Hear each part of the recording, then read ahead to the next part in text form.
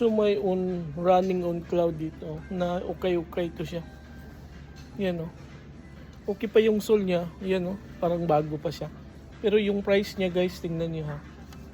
Yung price niya ay 16,300 yen. So kung convert natin sa Philippine money yan, mga 6,300 pesos. Mahal din na okay. Yung brand new yata nito nasa mga 9,000 plus to 10,000 siguro. Iwan ko lang sa Pilipinas kung magkano ganito na price. So kung 6,300 mabili mo brand new mga 10,000 example. May 3,000 pesos ka na savings. So depende na talaga yan sa'yo. Ganyan yung sole niya. Yung sa loob niya.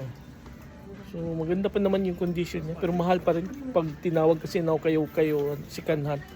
Dapat yung nasa isip kasi natin mura na siya. Pero 6,300 okay sa Japan.